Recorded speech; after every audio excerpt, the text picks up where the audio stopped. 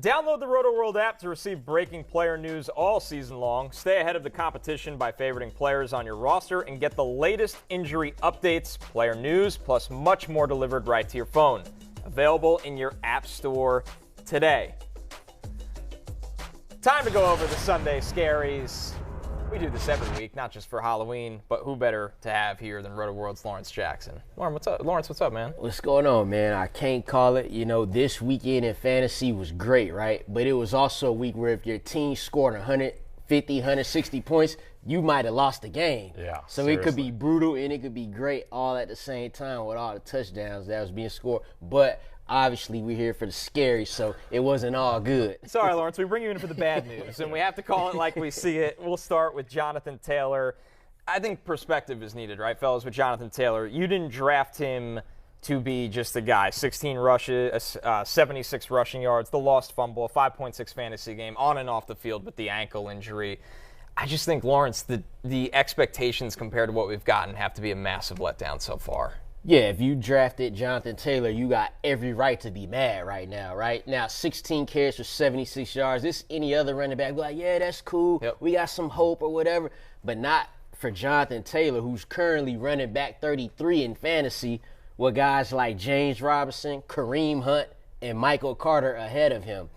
So clearly you can't bench him, you know what I'm saying? But he's not that top 3 running back that you hope for. The Colts offense is kind of struggling as a whole regardless. They just got the new quarterback, but you have no choice but to stick with it or trade him. I actually just traded for him thinking that he was going to go off versus Washington, but the fumble, getting stuffed at the goal line, like you mentioned, the ankle. So it's all up in the air, but you got to keep playing him. What'd you trade to get him? Where's the market at right now? So I gave away Devontae. So I got Tyreek Hill and Jonathan Taylor. It's a blockbuster. So I got some good in it. Right? So, and I was desperate for a running back, but I gave up Devontae Adams and Jalen Waddle and Tua to get Jonathan Taylor and Tyreek Hill. Yeah, so we was both, both. I'm good with Tyreek. Jay, we saw a little more life with the quarterback switch to this offense. Nothing incredible. We know Sam Ehlinger is a little limited, but we saw a little bit of life. Is there any hope to buy into the bounce back for JT? I'd just be most concerned about the ankle. He just doesn't look right. Doesn't look like the same guy, and he needs to be the same guy because he's behind sneakily one of the worst offensive lines in all of football. Matt Pryor is a complete disaster, a tackle at the moment. They're having to rejigger their offensive line. I mean, I do think there is upside just because when he has been healthy, he has gotten the same volume he did last year. But just between the team, the offense, and the ankle, you're not feeling good about Jonathan Taylor, but you just have to grit and bear it. Fellas, you never want to be on the Sunday Scaries list as a player. You definitely don't want to be on it as a team. The Las Vegas Raiders offense makes the Sunday Scaries list. Let's look at what they did, or maybe say did not do, against the Saints. And I think you just have to start at the quarterback, of course, with this offense. Derek Carr right now, 0 games with 20 fantasy points this season. I mean, Jay, is he no longer fantasy viable? Like I forget starting him. Is he even a backup on your roster at this point? I mean, I think he's okay to have as a backup just because they still do have, on paper, what should be a pretty deep array of skill position guys. But, yeah, I mean, the crazy thing about that game is they didn't cross midfield on offense until there were 3.5 minutes left in the fourth quarter, which is just insane. But, look, I think it's hard to do. You can't throw that game out. You can't throw out a game that bad. But at the same time, no Darren Waller, Devontae Adams clearly wasn't anywhere close to himself. Game got out of hand quickly, so Josh Jacobs couldn't really assert himself, so they're not going to be that bad going forward. But certainly, Carr was a guy that you thought could maybe be a fringe top 10 quarterback. Now it's like he's a fringe top 20 quarterback. Coming into the season, Jay, I definitely thought he was a fringe top 10 quarterback from a fantasy perspective. Now, when we talk about the whole offense, I would say it would be him. That's who I'm worried about the most. Because you look at the bad game from Adams, and then you look at the bad game from Josh Jacobs, but you go to what they done the prior 3 weeks. Like Adams is over 105 yards in those 3 games. Josh Jacobs, 140 rushing yards. But Derek Carr in the past 4 games is not averaging over 200 passing yards. Yep. So, he got to kind of get it together for them to cross the midfield point. But just watching that game and even coming into the game, the over-under was near 50. 49-50. I'm like, all right, cool. Nice little shootout. Let me throw Hunter Renfrow in the DFS lineup. I got nothing there. But, Derek Carr's going to have to give us some more to help elevate the offense as a whole. Are we at the point, too, where we have to have questions about Josh McDaniels as a head coach? Because, obviously, this is his second stint. It doesn't look right where it could impact the rest of this offense. I mean, Davante Adams, this is his worst fantasy performance since 2015 and the worst he's ever had in a game where he ran 25 routes. Yeah, I mean, well, the Raiders are 2-5, so you got to be looking at the head coach in that situation. You make all these moves, and we could even go over to the defense. They brought over Chandler Jones. Max Crosby's still a baller, right? So, yeah, we got to start looking at the head coach in this situation. When you got all these weapons, they're getting numbers, but they're not winning the game. So to get away from a fantasy perspective real quick, you have to look at all of those things. We're putting up the numbers. We got players on defense, but we 2-5. Yeah, at Jacksonville next week. I mean, both of their seasons are probably done anyway, but the loser of that game is definitely done. Oof, good Lord. All right, staying within the division, the Broncos, we're out in London. This offense has just really, really struggled, and Courtland Sutton has been a part of those struggles. 4 targets, 1 catch for 13 yards, only 2.3 fantasy points. Listen, wide receivers have bad games, but this is coming off a game where Courtland Sutton couldn't get anything going against Sauce Gardner. Jerry Jeudy getting more of the work here. Has Sutton moved down into flex territory, Jay? I think so. I mean, he's had 50 receiving yards in the past 3 weeks. That's 50 total, not average. It's total. So that's a disaster. I mean, you still have to start Courtland Sutton, but I think he's more of a flex guy, to your point, Connor. And look, the thing is as well, the Broncos haven't even reached the hard part of their schedule. Like, it's going to get worse for them.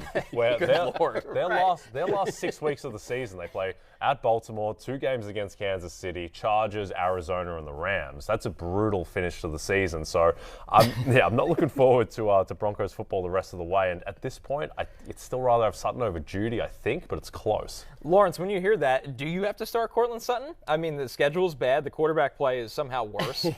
There's not a lot to be hopeful here. What Jay just said, man, that's something you don't want to hear on Halloween. Yeah. You know, Sunday Scaries turned into the season-long Scaries. And what makes it even worse is, right, you go weeks 1 through 4.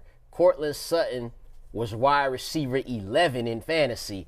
The past 4 weeks, he wide receiver 68. So it's like Courtland, no targets all of a sudden. That's what his name is now. You know what I'm saying? Very good, Lawrence. There you go. Bang. If we're talking about Jeudy and Sutton, it's like we're talking about them both. Like, who should I put in the flex? And if you talking about them two, you probably hurting. But I like how Judy's become more of a factor with 2 different quarterbacks. That's even more telling that they've had Brett Rippon start 1 week. Now you got Russell Wilson back, but it's still Jeudy clocking the numbers. And we can't leave out Greg Dulcich now, right? Yeah, the great Greg Dulcich. He's averaging 60 yards in his 3 games, so that's factoring in, and that's taken away from him as well. So it's going to be tough. Like, I'm starting Sutton if I absolutely have to at this point, because you don't know what you're going to get from him or the Broncos offense. Yeah, I think you say a Hail Mary that Jerry Jeudy gets traded in the next 24 hours. So that changed everything. More targets for Sutton. Maybe Judy's in a better, more quarterback-friendly situation. Brian Robinson, the Washington Commanders want him to be a thing. They tried really hard to make him a thing. This week, though, only 8 rushes, 20 yards. He doesn't factor in the pass game because Antonio Gibson is the pass game, especially since Taylor Heineke took over. Is Gibson now the guy you want once again, Lawrence? It feels like we just go through this roller coaster. You want Gibson, you want Robinson, now you want Gibson again. We talked about it last week and talked about how the coach should be a team that Brian Robinson could run on, but you just can't deny the fact that Gibson is the more efficient player when he has the ball. Add into the fact the past 2 games that Heineke's been in the game, he's also an effective runner in his own right, so that's taking away production from Robinson. Then they're using J.D. McKissick. The past 2 games in which Tyler Heineke's been starting, Gibson is running back 11 to Brian Robinson's 39 actually, and he's got the 1 touchdown on the season. So I would say it has to be Gibson. The Commanders don't want it to be Gibson, but if you're playing fantasy, you want it to be Gibson. Another team that makes the Sunday Scaries list, Jay, your New York Jets. Your New York, they are now yours and only yours, New York Jets. Zach Wilson, good fantasy day, terrible real-life day. He had 355 passing yards, 2 touchdowns, 3 picks.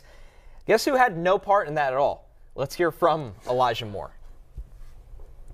How would you describe your chemistry with Zach on the field? Probably, I don't even know. I couldn't even tell you. I don't get the ball. I don't know. You got to love honesty. Elijah Moore, I love it. 1 target, no catches, no yards. That equals 0 points. Some serious calculus over here. I mean, we have to hold on. If you held on this long to Elijah Moore, wait till the trade deadline. Just wait the 24 hours. See if he goes to the Packers, anywhere but the Jets right now. And here's the bigger thing, guys. The snap count. This is not an offense where nobody's doing it. Garrett Wilson is heavily involved. Garrett Wilson, Denzel Mims played the starter reps. Garrett Wilson had over 100 yards. Mims had over 75 yards. But Braxton Berrios and Jeff Smith. I think a lot of people that have never watched a Jets game don't know who Jeff Smith is, and that's okay. Yeah, you don't need to. You don't need to. He's a special teams player. I've never heard of that human being. They outsnapped Elijah Moore. He had 4 snaps in the first half, 10 for the game. I mean, what is there to say here, Jay? Well, I mean, whose fault is this? Like, you're Yours. the Jets guy. Everything was fine until you jumped aboard. Yeah, I jumped on the Jets bandwagon. It's not mine. I've been here for 30 years. My Bill shirt is going to sink Josh Allen's MVP. Oh, my God, man. I mean, look, Zach Wilson coming into the season, last year, in terms of like what goes into setting spreads at bookmakers, Zach Wilson was the worst quarterback in the league, and worst starting quarterback in the league. And then he looked better when he came back. He was more game manager. He wasn't killing them or anything. But then no Breece Hall. You have to start putting the game more in his hands. And the killer is that if they just get that pick 6 against the Patriots, they go up 17-3 and a half, then you never have to see the full Zach Wilson experience because they're just going to run the ball. But instead, I mean, some of these interceptions are just comical, just Keystone Cops type stuff from Zach Wilson. And yeah, I don't know. Like, why isn't Elijah Moore playing? I don't get it. Do you explain it? It feels like partially a disconnect from the coaching staff, which is obvious. I mean, you don't play Jeff Smith and Braxton Berrios significantly more than Elijah Moore if there's not a disconnect there. The football answer to it, if you really want one, is that with Corey Davis out, they need a big blocking wide receiver out there because all they do is try to run the ball. So Denzel Mims got those snaps, which doesn't give you more hope for Elijah Moore. So, Lawrence, when I look at it like that, this is a team that when things are going right, they run the ball. That's all they do. You're right. Michael Carter did somehow salvage 10 fantasy points in this game, really because of the 4 checkdowns. Is he a running back, though, that you can trust? If Wilson is turning the ball over and takes them off their run mode script, what does that do for Carter and, to a lower degree, James Robinson?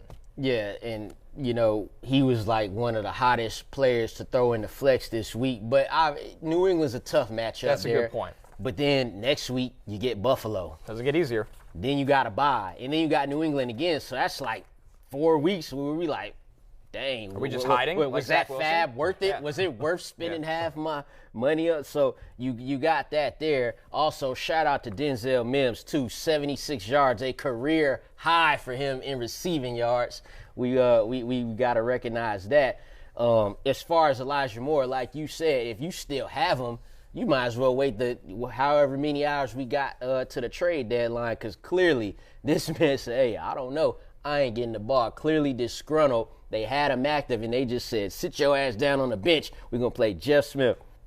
But, yeah, man, it's wild over there for the Jets right now. After one loss. Right, yeah, they're 5-3. All it took was, Jay's already off. All it took was one loss for, you know. Yeah, I think the sneaky thing with the Jets, and it's not sneaky to Jets fans like me and Connor, but it will be to everyone else. It's just like the offensive line now might just be at the point where it's just not viable. With Vera Tucker down, with Becton down, obviously. Like, that's the other thing. It's not just Breece Hall down. To lose Vera Tucker as well, that's a big loss. Yeah, they need to make a move at the trade deadline if they can, because that's a unit that's just having a lot of problems. We are going to take a break. Obviously, though, great having Lawrence here from Roto World at Lord Don't Lose. Please follow him. When we are back, we go from Sunday Scaries to the Weekend Warriors with Pat Kerrane.